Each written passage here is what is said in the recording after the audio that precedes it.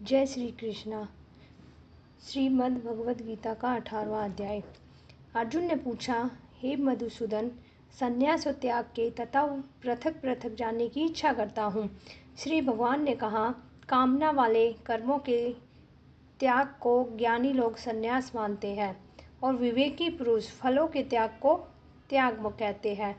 कोई पंडित दोष युक्त जान के कर्म को त्यागना उचित समझते हैं।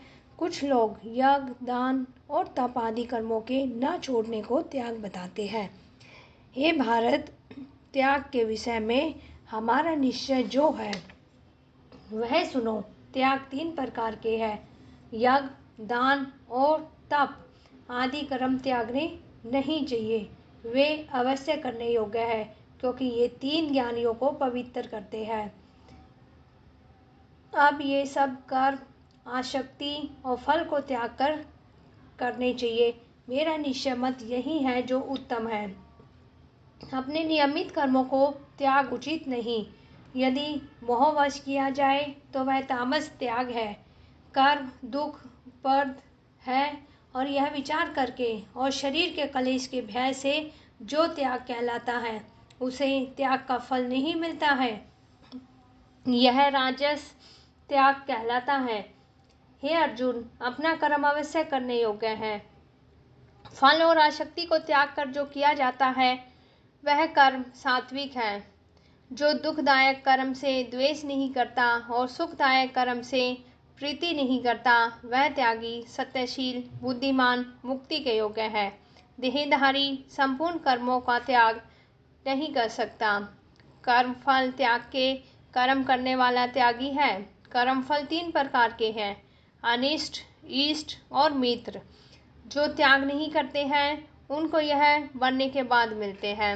योगियों को भी कभी नहीं मिलते। शरीर, वाणी, मन से भला या बुरा जो काम आरंभ किया जाता है उसके 5 कारण हैं। ऐसा होने पर जो केवल आत्मा को ही करता जानता है और वह दुर्मति नहीं कुछ जानता, उसको यह अहंकार नहीं कि मैं करता हूँ। और जिसकी बुद्धि कर्मों से लिप्त नहीं है वह मनुष्य प्राणियों को मार कर भी उनको नहीं मारता, उन्हीं में नहीं बनता। ज्ञान, श्रेय और ज्ञाता ये 3 ही कर्म के साधन हैं। सांख्य शास्त्र में ज्ञान, कर्म, कर्ता ये सात्वादिक गुणों के भेद 3 प्रकार के हैं। इनको भी सुनो।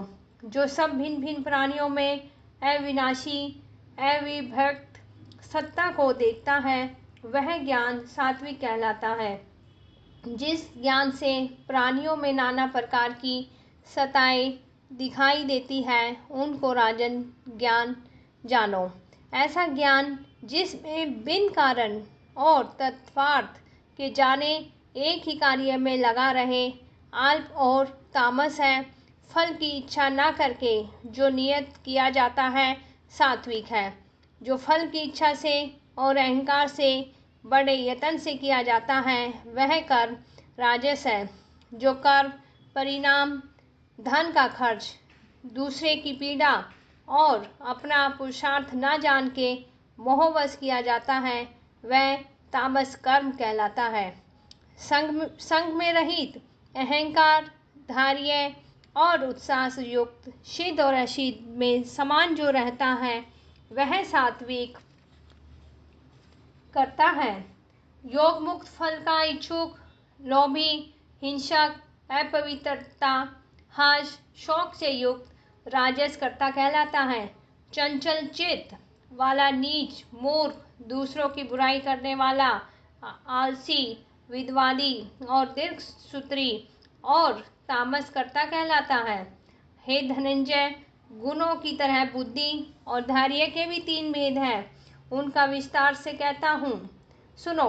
बुद्धि प्रवृत्ति, कर्तव्य, अकर्तव्य, भय और अभय का बंधन व मोक्ष को जानता है वह सात्विकी है। हे पार्थ, जिससे धर्म और अधर्म, कर्तव्य और अकर्तव्य ठीक निश्चय नहीं होता वह राजसी बुद्धि है।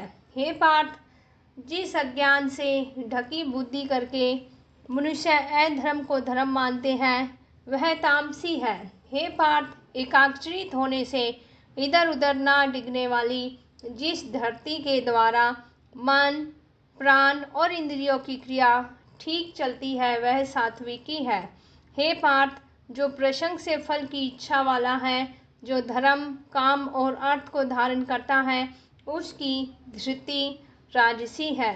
हे पार्थ, जिस धृति से मूर्खजन निद्रा, भय, शोक, विवाद और मद को नहीं त्यागते, वह तामसी वृत्ति है। हे भारत, 3 प्रकार के सुखों को सुनो, जिनके अभ्यास से चित्त रमता है, दुख का अंत हो जाता है। वही सुख सात्विक है और आरंभ में विष के समान और अंत में अमृत के समान होता है।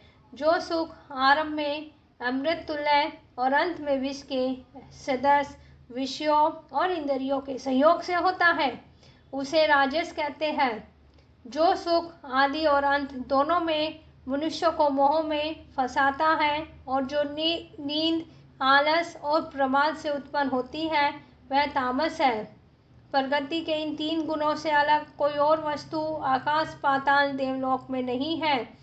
हे परमतप, ब्राह्मण, क्षत्रिय, वैश्य और शूद्रों के कर्म स्वाभाविक गुणों में बटे हुए हैं। सम, दम, तप, पवित्रता, क्षमा, ज्ञान, अनुभव और परलोक में श्रद्धा, ये ब्राह्मण के स्वाभाविक सिद्ध कर्म है। बहादुरी, धैर्य, चतुराई, युद्ध में शिथिलता, उदारता और प्रभुता, ये क्षत्रिय के स्वाभाविक कर्म है। खेती, गोरक्षा, व्यापार, वैश्यों के स्वाभाविक कर्म है। तीनों गुणों की सेवा, तीनों वर्णों की सेवा शूद्र के स्वाभाविक कर्म है। जो लोग अपने अपने और प्रवृत्तियों के अनुसार कर्म करते हैं, उनको सिद्धि प्राप्त होती है। वह सुनो, जिसमें सब प्राणियों की प्रवृत्ति होती है, जिसने सब जगत का विस्तार किया हुआ है, उस ईश्वर को अपने कर्मों के द्वारा आराधना करके मनुष्य सिद्धि को पाता है। दूसरे उत्तम धर्म से अपना धर्म ही श्रेष्ठ है। स्वाभाविक कर्म करके पाप नहीं लगता। दोषयुक्त भी स्वाभाविक धर्म का त्याग ना करे। सर्वथा आसक्ति को छोड़ने वाला, आत्मा को जीतने वाला, इच्छा रहित मनुष्य संन्यास के द्वारा सर्व कर्म निवृत्ति पाकर सिद्धि को पाता है। हे अर्जुन, इस प्रकार का पुरुष सिद्धि को पाता है, वह फिर किस तरह ब्रह्मा को प्राप्त होता है, सो मुझसे सुनो। यही इसी ज्ञान की प्रानिष्ठा है। शुद्ध बुद्धि से मुक्त होके धृति द्वारा मन को वश में लाके शब्द आदि विषयों को छोड़कर राग द्वेष से रहित एकांत में रहने वाला, मिथहारी, वाणी और मन को जीतने वाला, नित्य ध्यान युक्त और वैराग्यवान, अहंकार, बल, काम, क्रोध और परिग्रह छोड़ के ममताहीन और शांत मनुष्य ब्रह्मा भाव के योग्य होता है। ब्रह्मा को प्राप्त हुआ पुरुष प्रसन्नचित्त होकर शौक और अभिलाषा को नहीं करता और जीव मात्रा में समदर्शी होके मुझ में परम भक्ति पाता है। इस प्रकार ज्ञानी मुझ में निवास करने वाला सदैव सब कर्मों को भी करता हुआ मेरे इस अनुग्रह से अविनाशी सनातन मोक्ष को पाता है। वैसे ही ठीक जानता है। तदंतर तत्व से मुझ को जानकर फिर मुझ में ही प्रवेश करता है। सावधानी से अपना मन मुझ में स्थिर कर और सब कर्मों को अर्पण कर बुद्धि योग के आश्रम से निरंतर अपने चित्त को मुझ में लगा दे। मेरे में चित्त लगा के मेरी कृपा से सब दुर्गम कष्टों से तर जाओगे। यदि अहंकार से मेरी बात सुनोगे तो नष्ट हो जाओगे।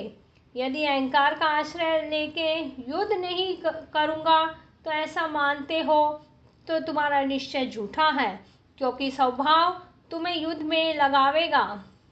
जिस कर्म को अब तू मोह से करना नहीं चाहता, वही अपने स्वाभाविक कर्म से बंधा हुआ बेबस होकर रहेगा।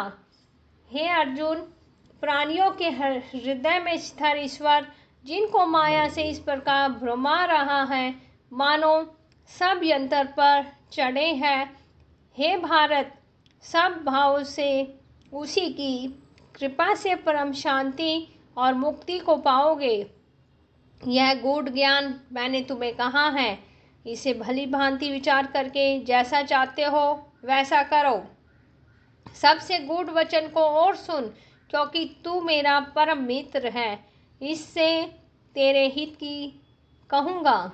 मेरे में मन लगाओ, मेरे भक्त हो, मेरा यज्ञ करो, मुझे ही नमस्कार करो। इस प्रकार मुझे पाओगे, यह मैं सत्य प्रतिज्ञा करता हूँ, क्योंकि तुम मेरे ही मित्र हो। सब धर्मों को छोड़कर केवल मेरी शरण में आओ, मैं तुम्हें सब पापों से छुड़ा दूंगा। सोच ना करो, यह मेरा रहस्य है। ऐसे पुरुष से जो मेरा तप ना करता हो, मेरा भक्त ना हो, सेवक ना हो और मेरा निंदक हो, कभी ना कहना चाहिए। जो इस परम गुप्त ज्ञान को मेरे भक्तों में प्रकट करेगा, वह मेरे परम भक्ति को पाकर अंत में निश्चय ही मुझ में लीन हो जाएगा। इससे अधिक मेरे लिए प्यारा काम करने वाला मनुष्यों में जो दूसरा कोई नहीं होगा, और उससे बढ़ के कोई मेरा प्यारा नहीं होगा। हमारे इस धर्म संवाद को जो कोई पढ़ेगा, मैं समझूंगा कि उसने ज्ञान यज्ञ में मेरी पूजा की। जो श्रद्धावान पुरुष दोष ढूंढे बिना इसको सुनेगा, वह भी मुक्त होके पुण्य आत्माओं को मिलने वाला शुभ लोकों को प्राप्त होगा।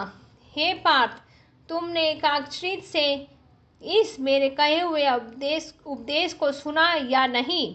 अर्जुन, तुम्हारे अज्ञान से उत्पन्न हुआ मोह नष्ट हो गया या नहीं? अर्जुन ने कहा, हे भगवान, आपकी कृपा से मेरा मोह नष्ट हो गया है और स्मृति प्राप्त हुई। निसंदेह आपकी आज्ञा में स्थित हूँ और जैसा आपने कहा है वैसा ही करूँगा। संजय कहते हैं, हे धृतराष्ट्र, मैंने व्यास जी की कृपा से साक्षात योगेश्वर श्री कृष्ण जी के मुख से इस परम गुहा संवाद को सुना। हे राजन, श्री अर्जुन के अद्भुत पुण्य कारक संवाद को स्मरण करके मैं बारंबार प्रसन्न होता हूँ।